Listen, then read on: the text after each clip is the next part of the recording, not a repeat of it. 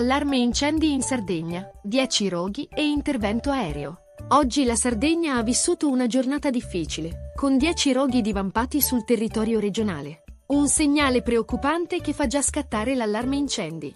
La battaglia contro le fiamme è stata intensa e in 2 occasioni l'intervento dei mezzi aerei della flotta regionale è stato assolutamente determinante. Immaginate il rombo degli elicotteri che si levano in volo dalla base di Pula, diretti verso i fronti più critici, come a Macomer e Masullas, dove le operazioni sono state particolarmente impegnative. A Macomer, nella zona chiamata Sumuzzone, un incendio rurale ha percorso circa 1 ettaro di pascolo alberato. Un colpo al cuore per la natura, ma grazie al coordinamento del personale della stazione del Corpo Forestale di Macomer e all'intervento dall'alto dell'elicottero, le fiamme sono state domate. Le operazioni aeree si sono concluse nel pomeriggio, poco dopo le 16. La situazione a Masullas, in località Terranio, è stata altrettanto critica.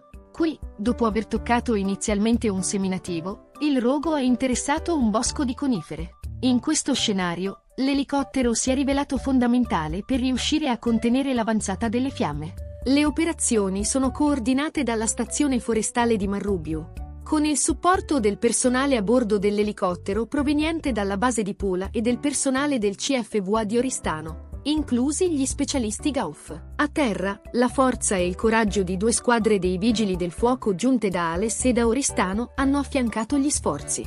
A differenza di Macomer, a Masullas le operazioni di spegnimento e di bonifica sono ancora in corso, segno della tenacia necessaria per mettere definitivamente in sicurezza l'area. Questi eventi ci ricordano quanto sia fragile il nostro territorio e quanto sia cruciale la prontezza e la collaborazione tra diverse forze sul campo per difenderlo. Di fronte a questi 10 roghi in un giorno, cosa possiamo fare noi, come cittadini, per contribuire a proteggere la nostra meravigliosa Sardegna dalle fiamme?